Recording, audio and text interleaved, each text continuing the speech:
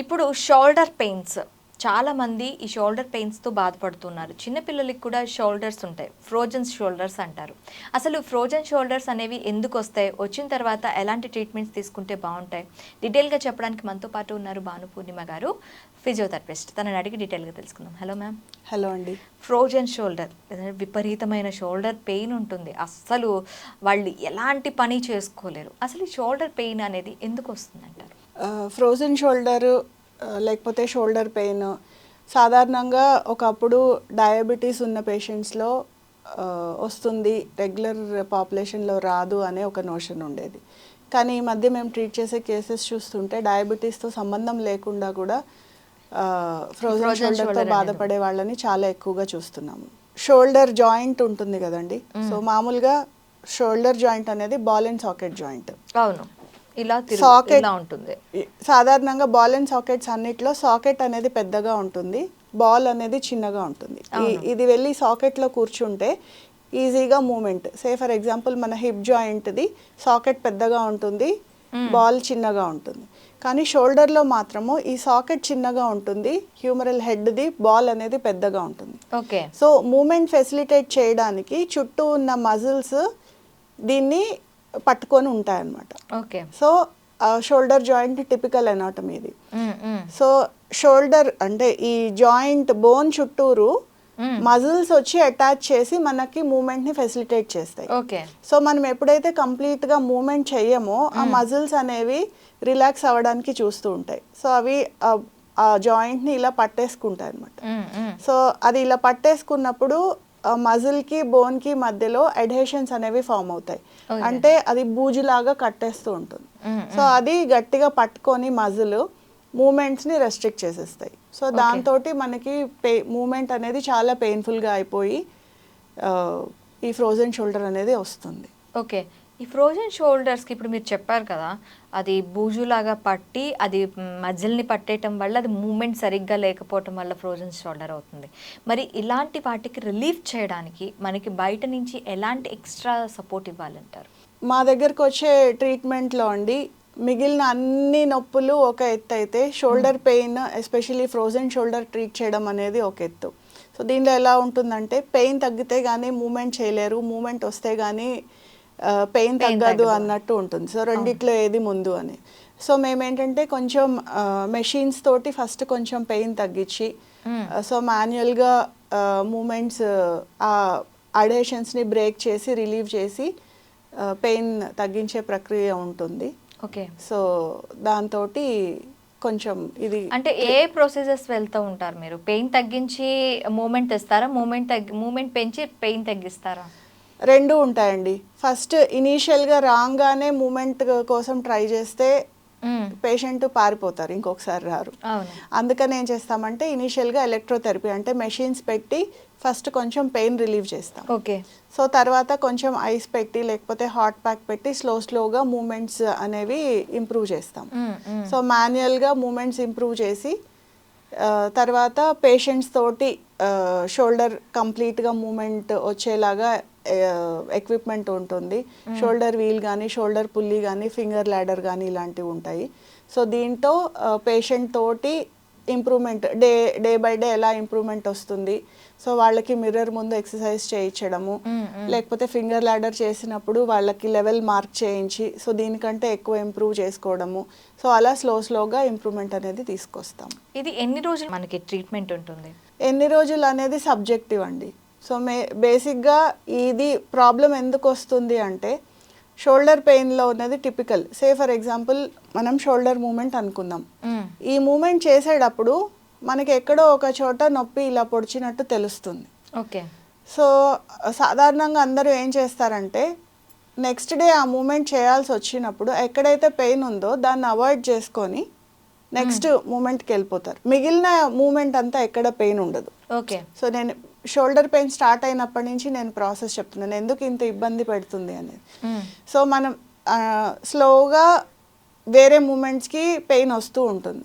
అప్పుడు కూడా ఏంటంటే డాక్టర్ దగ్గరికి వెళ్ళడానికి బద్దకించో కొంచెం పక్కకి తిప్పి మూమెంట్ చేసేస్తే ఈ రోజుకి మనకి పని అయిపోతుంది కదా, లేకపోతే 4 రోజులు ఉంటే అదే తగ్గిపోతుందిలే.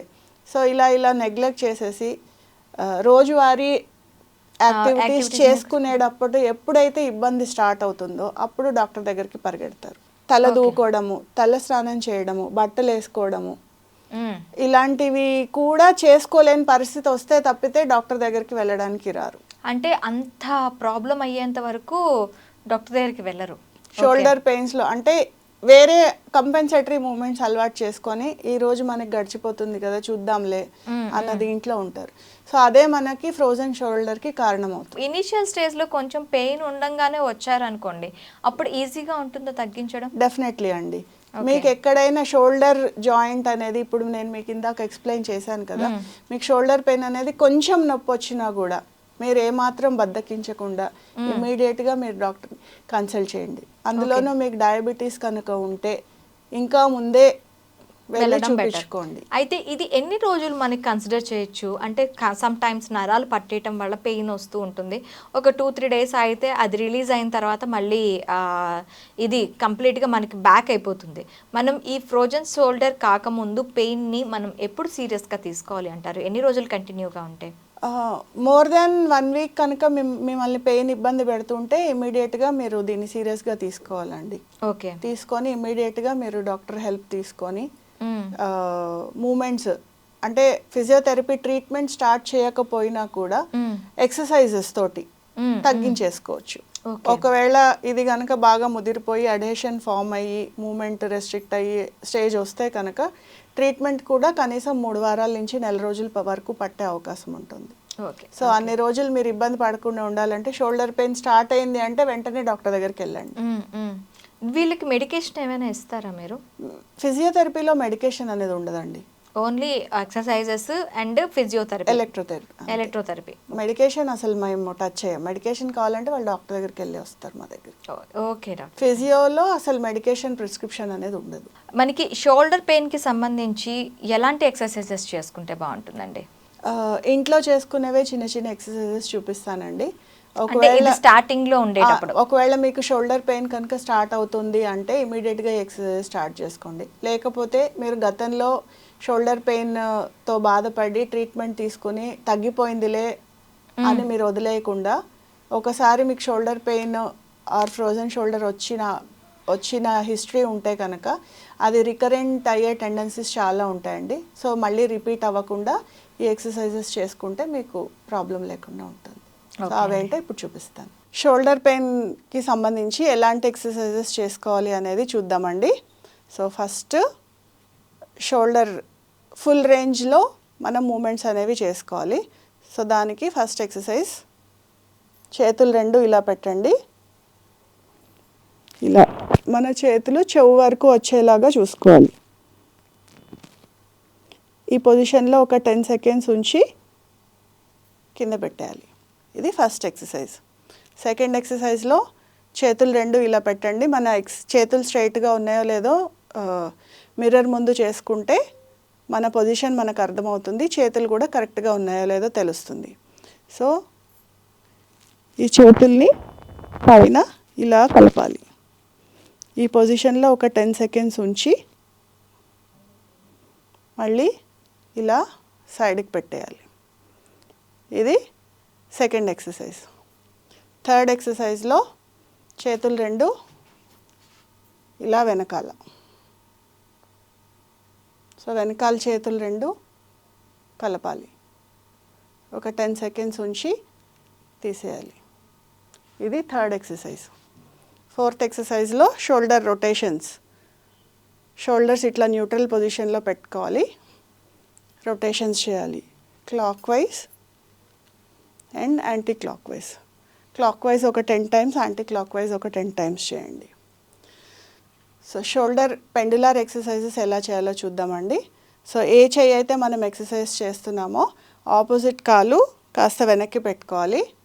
సో ముందున్న కాలు మీద బరువేసుకొని కొంచెం ముందుకు వంగాలి. చెయ్యి ఇలా ముందుకు పెట్టి దీన్ని గ్రావిటీకి వదిలేయాలండి. దీని మీద అసలు ఏం ప్రెషర్ లేకుండా వదిలేసేయాలి. పెండులం అంటే మనకు తెలుసు కదండి, క్లాక్లో పెండులం ఎలా అయితే ఉంటుందో సో అలా దీన్ని గ్రావిటీకి వదిలేసి ఊపాలి. సో ఫస్ట్ ఇలా లెఫ్ట్ నుంచి రైట్కి ఫ్రీగా గ్రావిటీకి చేయాలి. సో దీని తర్వాత ఇదే పొజిషన్లో రొటేషన్స్ చేయాలండి. షోల్డరు ఇట్లా క్లాక్ వైజ్, తర్వాత anti clock wise. So clock wise ఒక 10 టైమ్స్ రొటేట్ చేయాలి, యాంటీ క్లాక్ వైజ్లో ఒక 10 టైమ్స్ రొటేట్ చేయాలి. ఇవి షోల్డర్ ఎక్సర్సైజెస్. మీరు షోల్డర్ కనుక వెనకాలకి కదపలేకపోతుంటే ఫుల్ రేంజ్లో మూమెంట్స్ ఎలా చేసుకోవాలో ఈ చిన్న టవల్తో ఎక్సర్సైజ్ చేసుకోవచ్చు. అది ఎలాగో చూపిస్తాను. సో ఇలా ఒక టవల్ తీసుకోండి. టవల్ని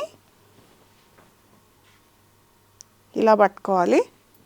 సో ఫస్ట్ టవల్ని ఇలా పైకి లాగాలి. ఈ రైట్ హ్యాండ్తో పైకి లాగినప్పుడు ఈ లెఫ్ట్ హ్యాండ్ అనేది కంప్లీట్గా వెనక్కి వెళ్తుంది.